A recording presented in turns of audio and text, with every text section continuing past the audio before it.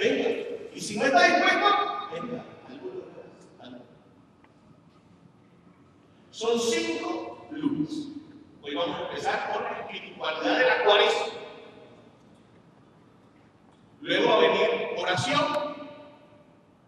Luego va a venir caridad. Ya no se habla tanto de limosna, sino más bien de caridad. Viene ayuno. Ahí voy a ver mucha emoción. Y el último, vamos a hablar sobre preparación para. Ese va a ser el programa que vamos a hacer. Si usted quiere traer Biblia, la puede traer. Porque en algún momento tal vez meditemos la palabra de Dios. Y si no, anota el texto que yo voy a utilizar para realizarla y después usted lo sigue meditando en su casa. ¿De acuerdo? ¿Cómo el Padre me advirtió inteligentemente de que no me perdiera tanto en las preguntas? Porque preguntan de muchas cosas. Recuerden la última vez que estuve aquí, terminé hablando, quería hablar de Santa Catalina de Siena y terminamos hablando del purgatorio. Entonces, yo ahora escribo. ¿Para qué? Para medianamente no salirme de la isla. Claro, tampoco voy a hacer aquí una lectura, pero vamos a tratar de ser más metódicos en esta. ¿Cómo vamos a empezar? Con un texto bíblico. ¿Y qué texto bíblico le voy a proponer yo? No uno del Nuevo Testamento, sino uno del Antiguo Testamento, que normalmente nosotros no nos acercamos a esos textos. Les voy a proponer el libro de Primera de Reyes. Primera de Reyes, capítulo 19. Versículos del 1 al 18. Y no lo voy a leer, solo lo voy a comentar, porque ustedes lo han leído. Pero es para que lo lean. ¿De qué habla ese texto? Habla del profeta Elías. No sé si ustedes recordarán que el profeta Elías tenía un gran problema. Y era que estaba enfrentado con una reina. Y esa reina no lo quería, porque ella adoraba a otro Dios. Y él procuraba a Yahvé, ella procuraba a Baal. Y como ella tenía el poder, ella quería tener a su Dios. Y Elías lo moría. Y ella lo mandó a perseguir para matarlo. Claro. Y entonces Elías huyó. Y se refugió en las montañas. Y dice que allá Dios le habló. Y entonces Dios le dijo a Elías, bueno, ¿tú por qué estás aquí? Y él dijo, Señor, es que estoy mal porque tus hijos, los israelitas, ya no te adoran ni te respetan. Y entonces dice que Dios le dijo, bueno, voy a hablar contigo. Y entonces vino un gran huracán. Y Elías entonces se puso a pensar, el Señor está en el huracán. Y resultó que Dios no estaba en el huracán. Y Elías estaba en una cueva metido. Y entonces él salía nuevamente porque vino un terremoto y él dijo, si está el Señor aquí, Señor de la tierra. Y resulta que el Señor no estaba en la. ¿Dónde voy a reconocer a Dios? ¿Cómo voy a saber reconocer la presencia de Dios? Y déjeme decirle que es una pregunta que nos hacemos todos, por lo menos los que tratamos de ser responsables con la vida cristiana. Uno se hace la pregunta, ¿será que yo estoy cerca de Dios? ¿Será que yo sé reconocer la presencia de Dios? ¿Dónde está Dios en mi vida? Le hago esa pregunta y me la responde. ¿Sabe usted dónde está Dios en su vida? ¿Dónde? Usted sabe identificarlo. ¿Sabe dónde Él se manifiesta? O para ustedes Dios es un gran interrogante conjunto al fin. Esa es la primera pregunta que yo le hago. Para esta cuaresma, la primera pregunta es: ¿sé reconocer a Dios en mi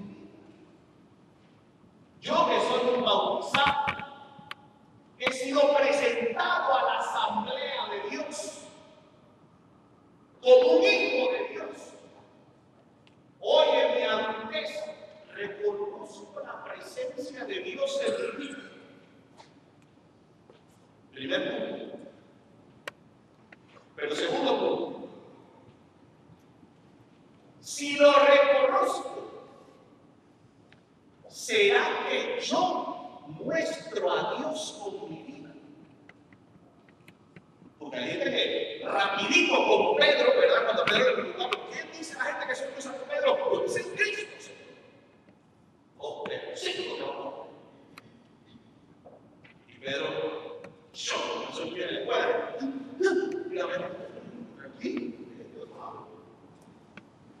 Y después viene el Señor y le dice, ok, Pedro, me has reconocido, qué bueno, ¿sabes lo que eso significa? Que yo voy a morir. Y Pedro va a acompañar. Imagínate, usted fuera Pedro, ¿cómo va a decir? Señor, ¿tú eres el Cristo? Ok, maravilloso, Pedro. ¿Sabes qué significa? Que yo voy a morir y tú vas a reparar. ¿Qué te parece? Y fue lo que yo veo. Dice el texto bíblico que él tomó al Señor, se lo llevó aparte y le dice, Señor, pero ¿cómo se te ocurre? Falta ese Dios como tú eres el Cristo, que no te mueres. Y además que si te mueres tú, se supone que me muero yo. ¿Cómo se te ocurre? Y el Señor lo que le dice, apártate de mí, Satanás, tú no sabes lo que soy yo. Tú no me reconoces ni que me tengas el muerte. Tú no sabes quién soy. ¿Quién soy?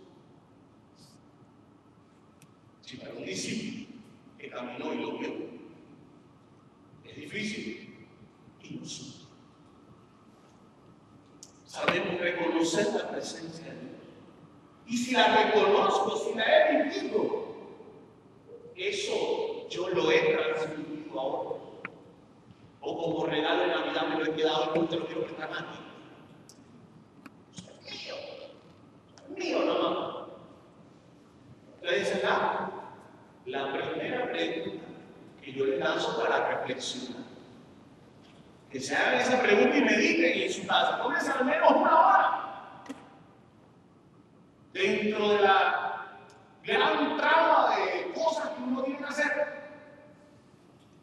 Medite. Piense. Porque a veces nos cuesta bastante dedicarle tiempo a Dios. Cuando Él nos dedica todo el tiempo. En este texto, como decía, Elías no supe reconocer a Dios. Y dice que al final, en una suave brisa, ahí era donde estaba Dios. ¿Qué es lo que trata de decir el texto? No es donde tú crees. Usted puede hacer muchas suposiciones. Es que tú dejes que Dios se manifieste con libertad. Y Él se manifestará en aquellas cosas más sencillas y humildes. Donde menos tú creas que está Dios, ahí estará su presencia. Y el texto del Evangelio de hoy de la Eucaristía, que obviamente el Evangelio de Mateo, capítulo 25, si mal no recuerdo, dice en el desnudo, en el que tiene hambre, en el que está en la cárcel, en aquellos que no te gustan, ahí está Dios. Porque Dios no va a estar donde a ti te da la gana. Dios va a estar donde a Él le toca estar. Y ahí es donde tú tienes que buscar. Dios no es tuyo. Tú no puedes decirle a Dios cómo va a ser Él. Es que Dios es esto. Pero somos fáciles para eso. Dios es esto. No. Aprende primero a escuchar para que luego aprendas a hablar. Que tu lengua no sea más rápida que el cerebro. Hay que tener sentido con que Elías, aunque le costaba, al final lo entendió. Él supo reconocer dónde esta cuesta. Eso es lo primero. Saber reconocer a Dios. Si yo quiero vivir una verdadera espiritualidad cristiana, una verdadera espiritualidad, porque espiritualidad es una forma de ser, cuidado. No pensemos que la espiritualidad es una especie de jueguito mágico, de palomita voladora. La espiritualidad es una forma de ser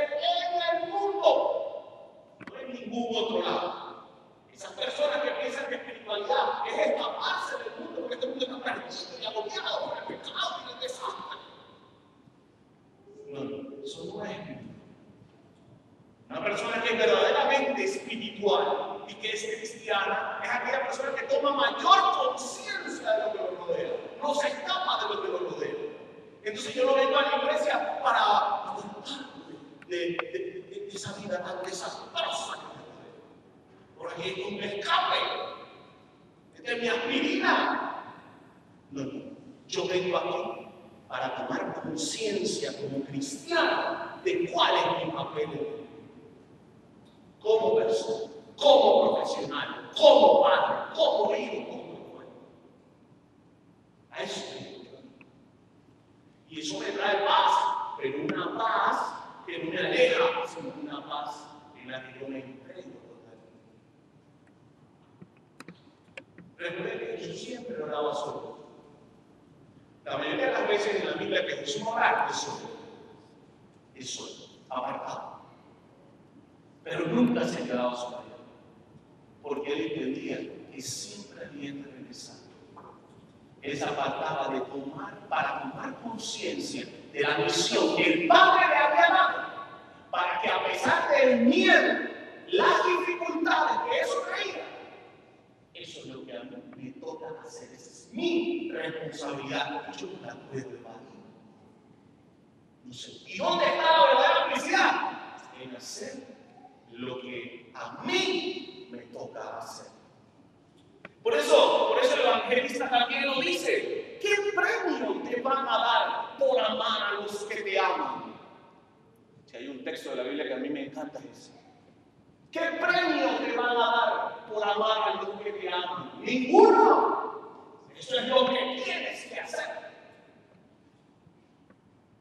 No vas a recibir ningún premio por amar a los que te aman. Eso es lo que te toca. Ese es tu trabajo. Esa es tu vida. Cuando ames a los que no te aman,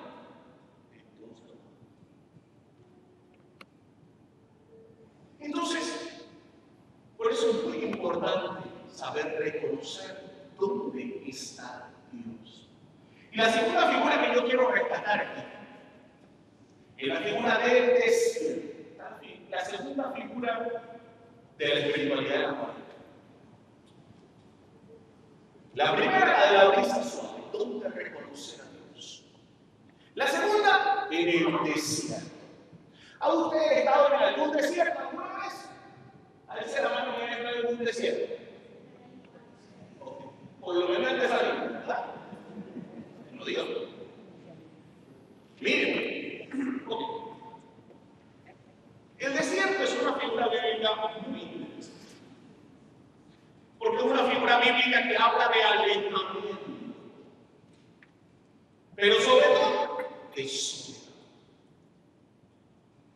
¿Y por qué? Porque entonces el desierto no es solo un lugar, hay mucha arena, etc.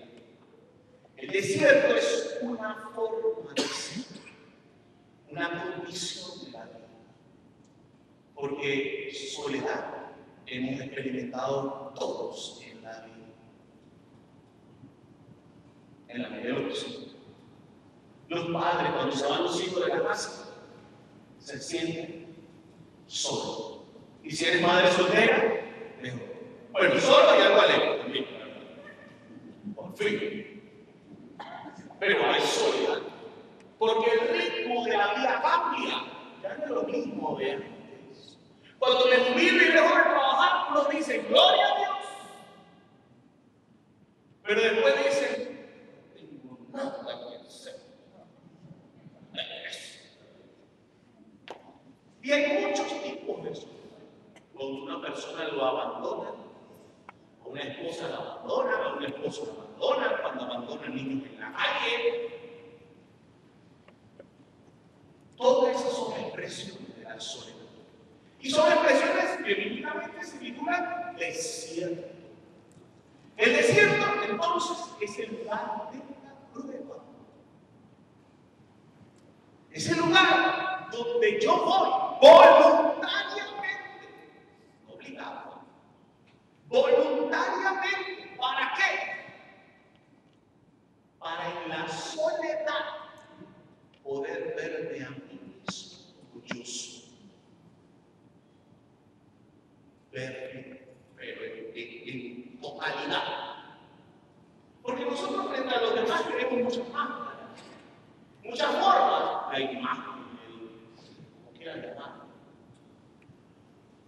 Yo soy una persona exitosa, soy una persona guapa, soy una persona con dinero, soy vicepresidente, soy presidente, soy presidente. Hay muchas máscaras que en la vida personal nos ponemos y que nos pueden engañar y que no nos hacen ser lo que yo soy en realidad. Tengo secretos en mi propia realidad y en mi vida. Buenos, malos, pero lo tenemos. Y el desierto es un momento que propone la Sagrada Escritura para que tú te desnudes, te quites la piel y te veas como eres. ¿Para qué? Eso tiene un objetivo. ¿Para qué? Para que sepas por dónde empieza la transformación, por dónde empieza el cambio, por dónde debes ir, para que tengas una guía, para que no equivoques el camino. Elías se fue 40 días con su noche al desierto. Todos los profetas iban al desierto. Juan el Bautista vivía en el desierto. Jesús estuvo en el desierto. Pablo estuvo en el desierto. ¿Qué significa eso? ¿Por qué estos grandes hombres y grandes mujeres del primer siglo de la iglesia también, los llamados padres y madres del desierto, por qué se iban allá? A un lugar solo, donde no hay nada, caliente, sin comodidades, no hay agua caliente, internet, wifi, celular, tablet, iPhone. ¿Por qué? ¿Cuál es el objetivo de ir para allá? Sin cargo. Y menos de la boca.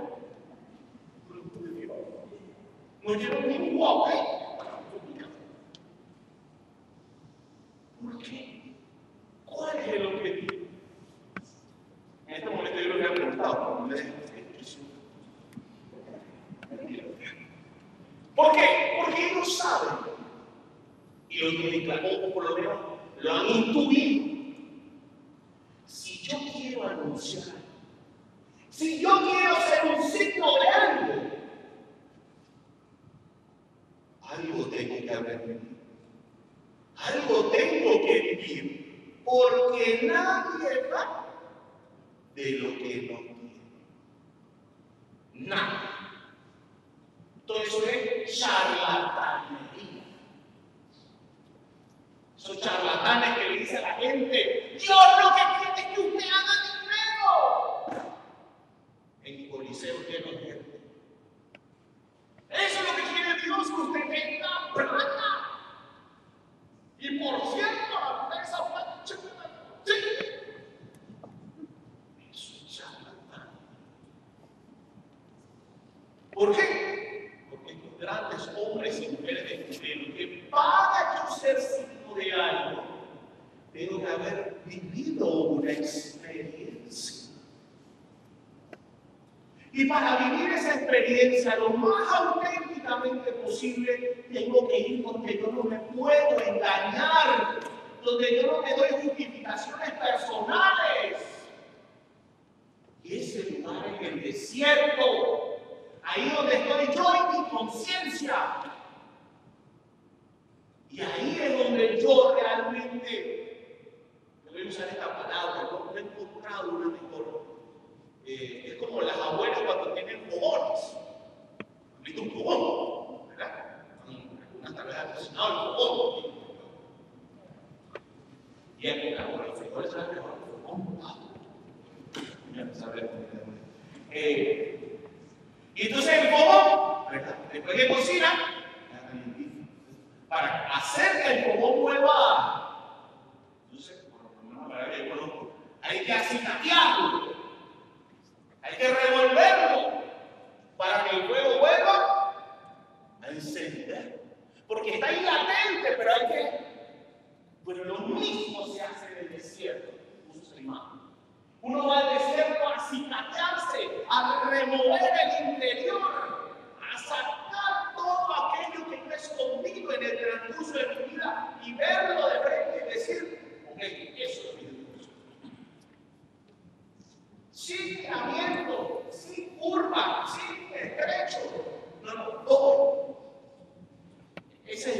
fruto del desierto. Cuando Juan el Bautista salió del desierto, ¿qué fue lo que hizo? La ley mala. Dice que Juan el Bautista salió del desierto a bautizar. Y a bautizar con agua, signo de transformación. Pero él no pudo hacer eso si él no habla y no la experiencia de Dios. No se puede.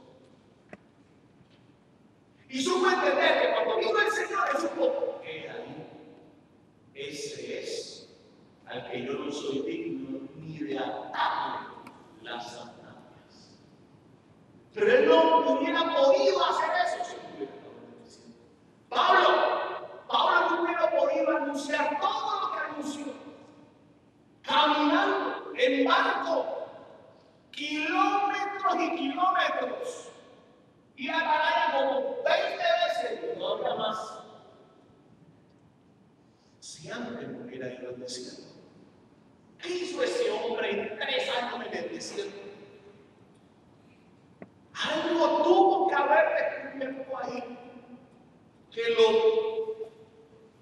rellenó de fuerza para seguir adelante. El desierto es el lugar donde yo realmente vivo.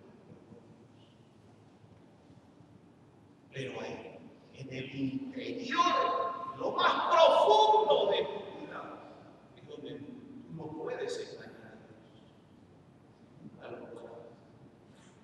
Podrá venir a la iglesia, podrá rezar un montón de rosarios, pero debe ver a la Virgen de la Mano. Y no podrás engañar a Dios.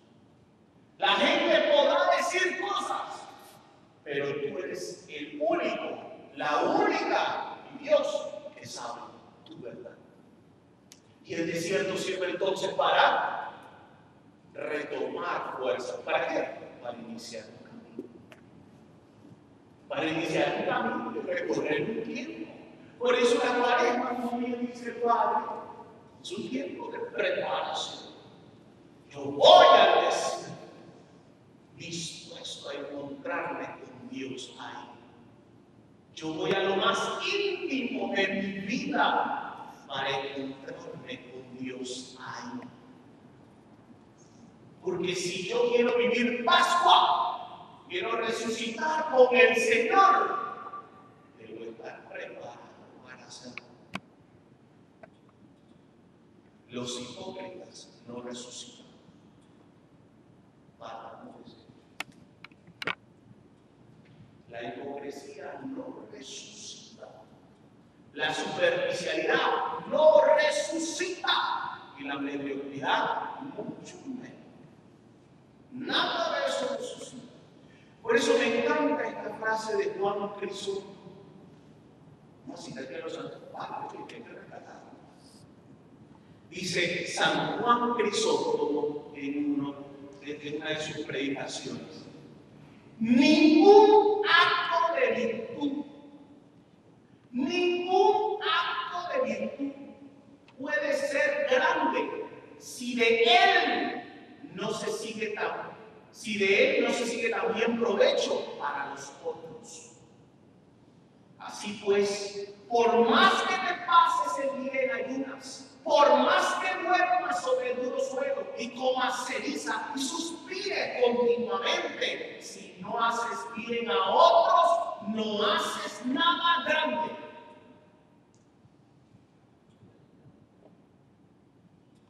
Ningún acto de virtud puede ser grande si de él no se sigue también provecho para los otros.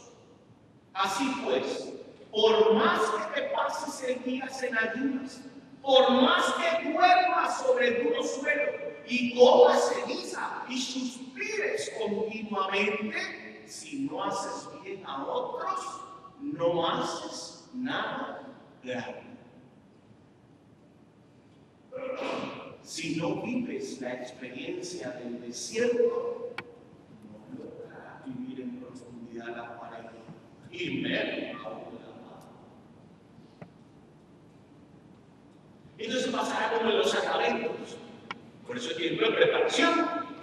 Que los sacramentos terminan siendo fiesta, baile, vestido y no vida. Pasa con los matrimonios. Primos en la mitad de los pasillos, barcos en las afueras de la casa, vestidos de verachán, Juan y Juan, y no verdadera vida. Entonces se pierde el verdadero sentido del sacramento, que es un misterio. Recuerden que la palabra misterio no significa, misterio en griego no significa que yo no pueda conocer algo, significa que yo no puedo conocer algo en su totalidad, porque me supera, pero tengo la capacidad de conocerlo. Por eso Dios es un misterio. Yo no puedo conocerlo en su totalidad, no podría, pero Él se me manifiesta con plenitud de la persona de Jesucristo en la iglesia y en mi ser. Ahí es donde se vive realmente el espíritu de la Cuaresma. Si yo quiero ser una persona espiritual, hay mucha gente que confunde esto. Una persona espiritual, fíjense ustedes, no es aquella solamente que hace muchos ritos, que está en todos los grupos de la iglesia, que tiene casi 70 vírgenes en un cuarto de su casa. Una persona con mucha piedad, eso es bueno. Pero cuidado, eso no significa que sea una persona espiritual. ¿Por qué? Porque todo se lo reserva para ella. Y nada de eso es signo para los demás. Ese es el punto. Si mi vida no es signo para los demás, hay algo que no está funcionando. Hay algo que no estoy haciendo bien. Y eso es lo que me tiene que tener pensado. No porque usted haga maroma ahora en la calle, no hay maromas cristianas, pero sí para que cuando ustedes lo vean, la gente diga, ese es un cristiano. Trata de vivir acorde al Evangelio. Es alguien que realmente ha sentido a Dios en su vida, y cuando yo lo veo, me anima a ser mejor. Me inspira, aunque no diga nada. Yo lo veo y me inspira a hacer algo. Eso es lo que pasa con mujeres como la Madre Teresa de Calcuta. Usted la ve en una foto y usted no está preguntando quién es, pero usted solo la ve, la imagen, nada más. Y eso usted lo inspira, porque usted lo que ve es arrugas de vida, de experiencia, de entrega. Y usted dice, ahí. Este fin de semana yo estaba en Colombia.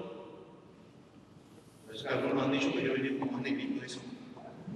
Arrolo, Yo estaba con Colombia haciendo una entrevista y los muchachos me decían, pero pasa que en Colombia que nosotros tenemos como referente, como gente aquí en Playa.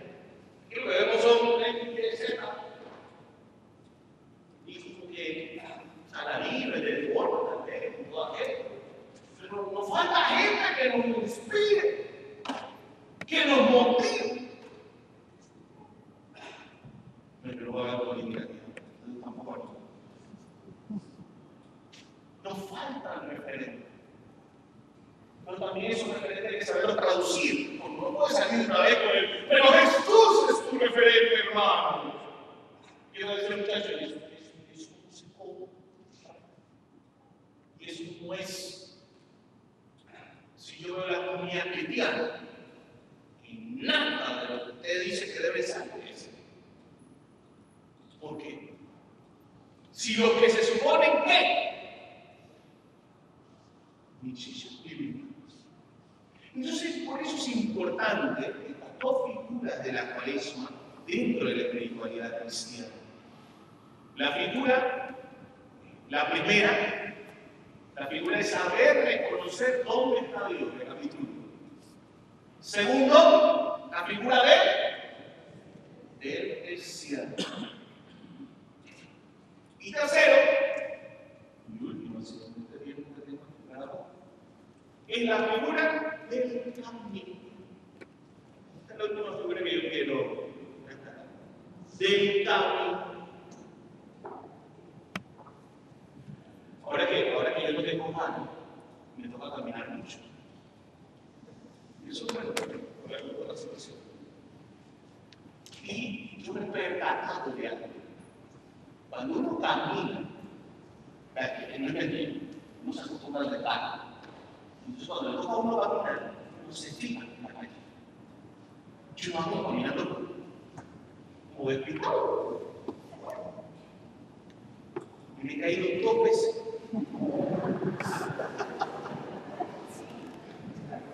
Peor para la acera que para la pista. Uno no se fija. Uno a veces anda como pensando en Angelito. Uno anda ahí, no se fija. Y fíjense que el mensaje de Cuaresma de Santo Padre empieza citando el texto hebreo 10:24. Fijémonos los unos en los otros, dice el texto, para hacer vida la caridad y las buenas obras, dice así el texto. Fijémonos. El verbo que más se cita en la Biblia es el verbo ver. Es el verbo que más se usa. El verbo ver. Y la palabra fijarse es una derivación del verbo de la Cuaresma. Cuando uno camina la Cuaresma, porque esto es un camino, todo el año litúrgico es un camino. Por eso la gente cuando dice, ay, yo no sé cómo empezar la vida espiritual, la vida cristiana, y el año litúrgico. Eso es como obvio. Eso ya no ofrece un camino. El problema es que la gente empieza los caminos como cuando la gente quiere empezar a leer un libro. Ay, yo no leo libros, yo debería leer un libro. Y tú le vas a la librería y se compra un libro de 1500 páginas. No leen nada. Leyeron la portada, el índice y más nunca. O como lectura de estudiante, leo la introducción, en medio y al final, para que sepa responder bien. Claro, que me pongo unas expectativas que ni yo puedo cumplir. La decente, como el mismo. Un libro pequeño. Poco a poco. Poco a poco. Entonces, láncese en un camino, en el camino de la Cuaresma. Uno tiene que ser muy prudente. Y hay que saber fijarse bien en el camino y en lo que yo encuentro por el camino. ¿A qué personas encuentro? ¿Qué situaciones de mi vida yo encuentro? Porque hay situaciones de la vida que la gente no quiere volver a ver. Las pongo en un cajón aparte y más nunca, si es posible. Pero eso no es posible. Porque siempre va a volver. Es como con las heridas. Hay 2 formas de tener herida. Se puede vivir desde la herida y se puede vivir con la herida. 2 formas. Las personas que viven con la herida viven infelices ellas y los del caso hacen infelices a todos los demás. Son las personas que viven desde la herida, desde el dolor, la angustia, las malas experiencias, el otro, la envidia, lo que fuera. Quien vive con la herida sabe que no existe el borrón y cuenta nueva. Es una mentira. Que no existe eso. Porque las cicatrices quedan. Una marca, son parte de la existencia. Yo no puedo olvidar. Ni las puedes esconder. Y te le pongo maquillaje. Pero puedes vivir con ellas. Y aprender de ellas. Y de ellas sacar lecciones para poder seguir con la vida. Y la Cuaresma es así. Uno tiene que vivir la Cuaresma.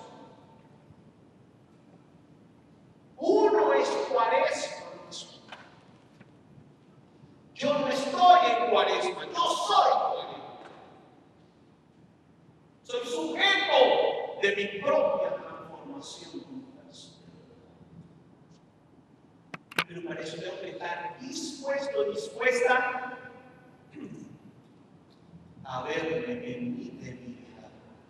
Pero como dice Pablo, cuando soy débil, entonces es cuando soy más fuerte. Solo quien sabe reconocer su propia debilidad encontrará la fuerza suficiente para seguir caminando. Y solo así se encuentra por lo menos la felicidad. Todo lo demás son engaños. Me relleno de cosas que creo que son felicidad, pero no la vivo. Entonces, el camino del Cuaresma habla de fijarse, estar atento, no desviar la mirada. Vean que los profetas lo dicen claramente. Cuando anuncian al pueblo, hay que volverse a Dios. Tenemos nuestra mirada hacia otro lado.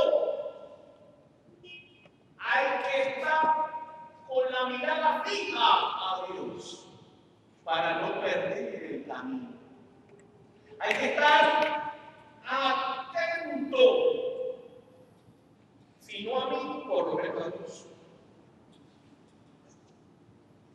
Para que usted esté en sintonía y no pierda el tiempo y se va a aprovechar. Para que yo esté preparado para la Pascua. Por eso la iglesia, en la Sagrada Escritura, nos regala 3 modos, 3 herramientas: oración, caridad y ayuno. Que no son las únicas y las más perfectas, son herramientas para que usted viva una experiencia. No son el fin, eso es un error. El ayuno, la oración y la caridad no son un fin en sí mismo. Lo hago porque cuando es un fin en sí mismo, lo hago y ya cumplí. Adrián, ya le di a los pobres. Le di a los 3 pobres que me piden por los. No. Y como aquella hermana, yo te lo he contado aquí, pero voy a contar la segunda parte con esto termino. Iba con una hermana en Guatemala, porque era un corazón indígena y se hace muy bien borracho. Y le dice, hermana, deme algo, por favor. Deme algo. Y entonces la hermana le dice, pero ¿cómo es posible que me vengas muy algo, pedazo borracho? ¿Para qué quieres que yo te dé algo? ¿Para que te vayas de nuevo a avivar el licor del demonio? No te voy a dar ni un real. Y el borracho dignamente se para y le dice, hermano, usted haga la caridad. Lo que yo hago con la plata es problema mío.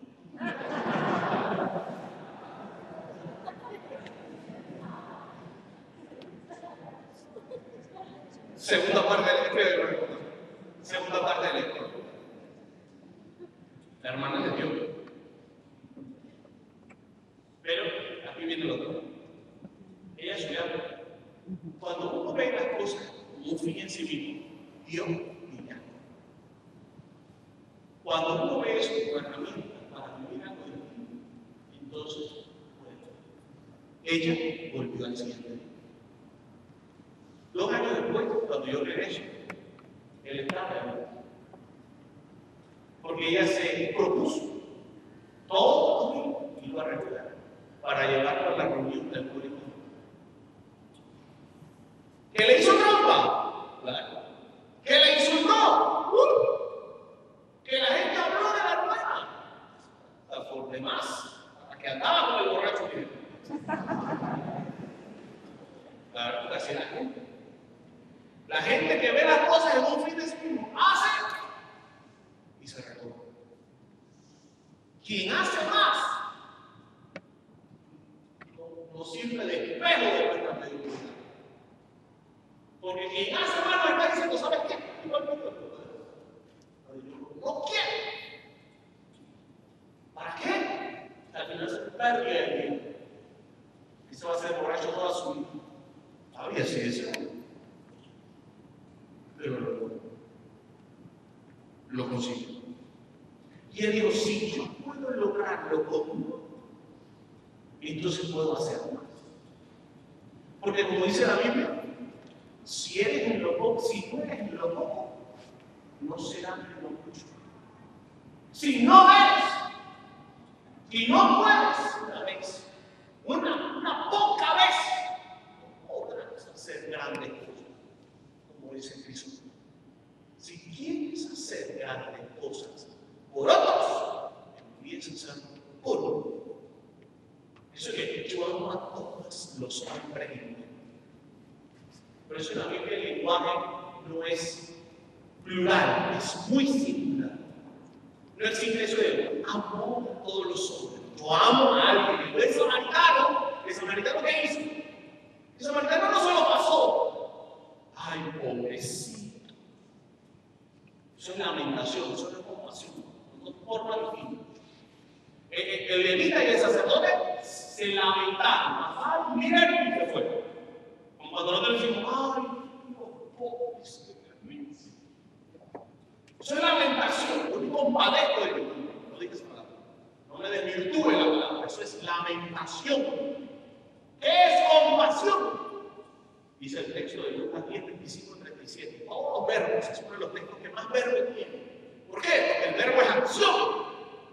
Dice que el samaritano lo vio, bajó, se acercó, curó, vendó, subió, llevó y pagó. 8 verbos seguidos de acción. Eso es verdad. Si en el camino de la Cuaresma queremos vivir una verdadera Pascua de Dios, prepararnos para una verdadera Pascua de Resurrección, sí, hay que saber dónde reconocer a Dios. Hay que vivir el desierto de nuestra propia debilidad, pero sobre todo hay que aprender a entregar la vida por otros. Gracias.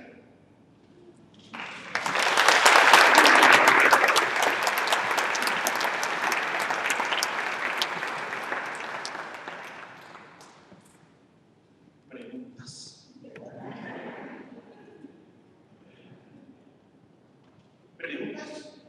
¿Dudas? ¿Comentarios? ¿Disgustos y críticas? Te las puedo hacer todas. ¿Un comentario? ¿Pregunta? ¿Comentario personal? No te hagas una pregunta. A ver, comente. Qué bueno. Eso es la práctica del silencio. El desierto es el silencio. ¿No? ¿Nada? ¿Padre?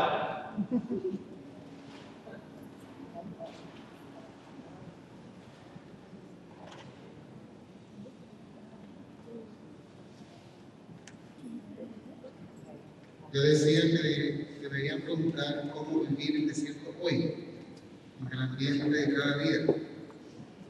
¿Cómo se vive el desierto en su vida de cada día con esta gente? ¿Cómo pueden vivir el desierto?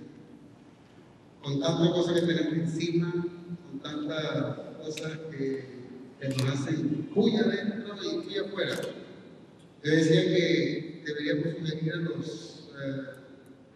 así un comentario, esta tarde cuando veía las noticias, decir a los medios, a los gerentes, a los dueños de medios, ¿no? Muchachos de los dueños de medios, que nos ayudaran a hacer la cuaresma también a través de los medios, porque sigue igualito como siempre, ¿no? Igualito como siempre, haciendo la misma propaganda, los mismos programas, las mismas cosas, a veces que pareciera tener un carnaval permanente. Entonces, ¿cómo vivir el desierto en estas circunstancias? A ver, Ray, Rafael. Bueno, estas cosas me representan. Partamos de ese hecho. Ayer, bueno, me mandaron una película. Una película que hicieron, una película de teatro, que se llama El Artista. Esa película es cine mudo. Cuando esa película salió, una de las grandes críticas que le hicieron es: no es posible que una película de cine mudo vaya a triunfar hoy. Y lo que es el efecto especial y los diálogos. Y ganó. por una razón. Bueno, además que ganó el Oscar, creo que al mejor arreglo musical.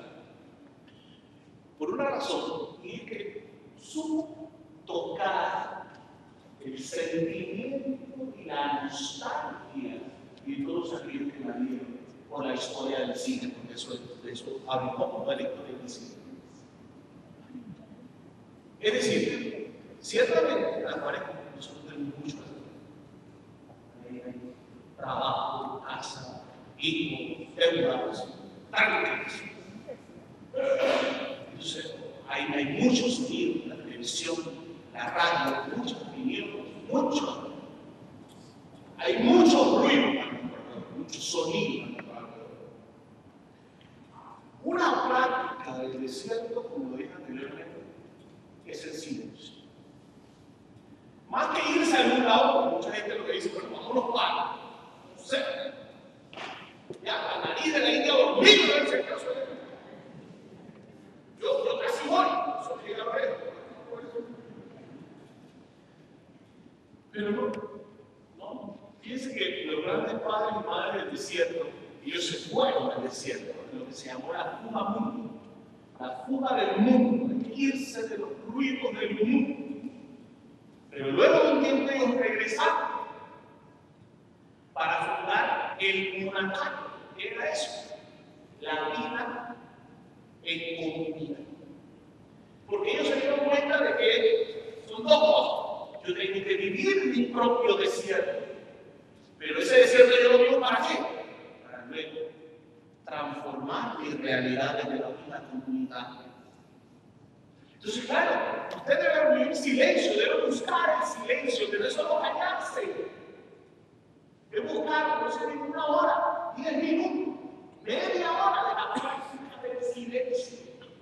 Que no es el silencio budista, eso es otra práctica distinta, que es la de la mente en blanco. En la espiritualidad cristiana, el silencio contemplativo es que yo estoy dispuesto a traer a mi mente las imágenes de mi vida, de aquellas cosas que yo no he reconciliado, aquellas cosas que me causan dolor, aquellas metas que yo quisiera en mi futuro, aquellas cosas que yo quiero transformar y permitir a la luz de la escucha de la palabra de Dios que Dios pueda iluminar. No es magia que usted va a leer la palabra de Dios y una luz ahí exótica le va a aparecer en la mente por el amor de Dios. No, porque eso es práctica. Diariamente hacer la práctica del silencio hasta que usted pueda descubrir la acción de Dios en la historia. Y eso le ayudará a poder entonces vivir esa profunda experiencia. No hay que huir de la vida, hay que saberla poner delante de Dios, sin justificaciones, sin mentiras, porque al final Él lo sabe.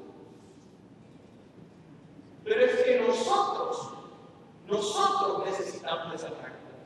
A la par de ese silencio, yo lo voy a decir, la práctica del sacramento de la confesión, de la reconciliación, para mí es fundamental. ¿Por qué? No para yo ir a sacar mis sacros pecados y ahí va Padre. No, porque como me dicen varones, ay, yo no voy a empezar como un hombre que comete los mismos pecados que yo. ¿Por qué? Escucha. Yo paso eso directo con Dios. ¿Para qué estoy conmigo de Padre Rojo? Con el Padre Rojo de sangre. El chato de la cuesta cepillado. ¿Por qué?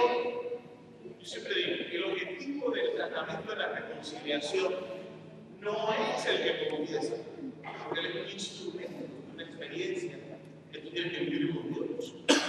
Pero es un reflejo de tu propia realidad humana. Porque no hay peor cosa que abrir tu corazón a los iguales. Abríselo a Dios, siempre, Dios más grande, Dios perdón, Dios no sé qué. Pero abrir mi corazón a otro que yo considero en mi misma condición.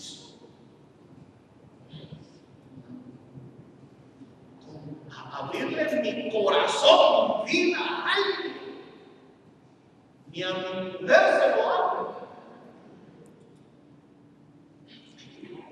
Claro, porque requiere mucha valentía. ¿Por qué? Porque tú pones tu vida en manos de Dios. Eso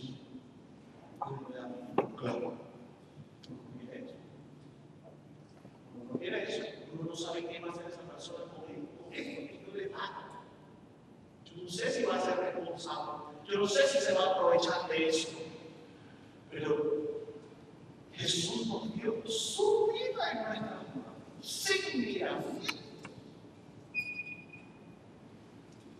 Los apóstoles, que quieren decir, Jesús, sí, Jesús era poderoso también. Pablo le dio su vida al Señor. Por eso me encanta ese texto donde dice que Pablo, cuando se convirtió, la gente le canta lo de la lluvia, la azul, además que tiene un caballo que no está. Pero a mí me gusta aquella parte donde dice, y Pablo tuvo que dejarse llevar por otros. Aquel hombre que siempre está al frente, que siempre la guía, que los demás siempre van detrás de él porque él es la punta. En un momento de su vida simplemente tuvo que tragarse todo su orgullo y dejarse llevar por otros. En seriedad tuvo que confiarle su vida a otros. Con todo el miedo de quién sabe qué lo iban a hacer. Y eso es duro. Por lo menos para mí. Entonces yo creo que eso es parte también de ese proceso. Muy bien, entonces creo que nos queda tarea el texto de Primera Reyes. Eso es muy interesante, ese texto del día. Está huyendo esa reina que quiere acabar con él y se pregunta por la presencia de Dios. Creo que también es muy importante que nosotros aprovechemos este tiempo como Dios que nos permite nuevamente y siempre se nos da esa gran oportunidad en su misericordia de convertirnos, apreciar este tiempo, y todo el tiempo que nos da el Señor a nosotros mientras vamos de camino, para renovarnos y aprovechar su misericordia. También para poder darnos cuenta de todo esto necesitamos hacer desierto, un poco de silencio. Así que no hay nada mejor que de repente llegar a ese momento en que cuando nos estemos arreglando en la casa por la mañana, en vez de tener el radio prendido, el televisor prendido y si hubiera más cosas las tuviéramos encendidas, no encender nada y arreglarnos sin tener que tener todo eso encendido. Porque pareciera que nos sintiéramos como que si no tenemos todo eso encendido, algo nos va a pasar. Así que entonces, todo esto lo hacemos para que el Señor nos ayude a que nosotros podamos reconocer y volver a preguntarnos si estamos viviendo ese cristianismo o estamos buscando llegar al cristiano adulto, a ese cristiano verdaderamente resucitado, que es al que estamos llamados. Bien, entonces, esto para nuestro primer lunes de pareja, y como son 5, pues entonces tenemos bastante tema, y creo que ha sido bien fructífero esta primera noche en la que el Fray ha podido presentar toda esta temática. Bueno, hablando de otras cosas, el miércoles vamos a tener consejo extraordinario, como se había anunciado, consejo parroquial extraordinario. También están invitados por todos los coordinadores de las distintas pastorales. Por otra parte, la profesora Grace tiene los folletos con los temas parentales para las comunidades de evangelización. Aquellos que quieran recibirlos al finalizar ahora se pueden acercar. Y recordarles que vamos a hacer peregrinación a Atalaya el domingo 11 de marzo. Vamos a peregrinar a Atalaya. Así que entonces, aquellos que quieran ese autobús, por favor lo reportan a la secretaría. Los que quieren ir en su auto también. Esta semana que viene, pues ya tendríamos que tener la cifra que siempre oscilan unos 12 a 15 dólares de los que se van en autobús para el viaje y la comida, y los que van en auto pagan un poco menos. Así entonces, parece que tenemos un buen grupo para ir. Estuve allá el domingo pasado, estaba en Rico, asistimos a esa celebración muy interesante, ese fenómeno religioso realmente que se vive allá en Atalaya. Por supuesto que es mucho más tranquilo que Portobelo, que ustedes me dicen, ¿eh? No puedo, yo he tocado Portobelo por la televisión, porque yo no he estado. Pero la verdad que, así como me atreví a ir a Atalaya, no sé, me atrevo menos a ir a Portobelo el 21 de octubre. No quiere decir que no vayamos en otro mes, pero el 21 de octubre, pues, no sé si se vive acá pues, veo que mucha tranquilidad, mucho orden, la verdad que mucho orden, y sobre todo hay mucha motivación y catequesis y todo. Eso ayuda mucho a los peregrinos, y realmente los peregrinos se les atiende y se les instruye. Eso es tan importante. Estuvieron todos los dominicos del país, como siempre van, y en el contexto de esta misa se hizo el lanzamiento de la preparación para la celebración del 5º centenario de evangelización acá en América, y también la creación, los 500 años de la creación de esta arquidiócesis de Panamá. 500 años vamos a cumplir de la creación de esta arquidiócesis en el 2013. Así que vamos a esta celebración. Bien, así entonces, tener esto presente, y ahora vamos a rezar un Ave María a la Virgen que vivió muy intensamente su cuaresma. Ya sabemos cómo ella lo vivió, y le vamos a pedir que nos ayude, que nosotros le ayudamos igualmente. Y nada más repetir a los grupos que sepan que el lunes es sanado. El único grupo que se reúne el lunes que no tiene un caminito diferente por los fines de semana que hace, es el grupo de retomar. Por lo demás, los lunes de reflexión son acá en la iglesia. Dios te salve María, llena eres de gracia, el Señor es contigo, bendita eres entre todas las mujeres, y bendito es el fruto de tu vientre, Jesús. Santa María, Madre de Dios, ruega por nosotros pecadores, ahora y en la hora de nuestra muerte. Que el Señor esté con ustedes. Los bendiga Dios Todopoderoso, Padre, Hijo y Espíritu Santo, y les acompañe siempre. Pueden ir en paz.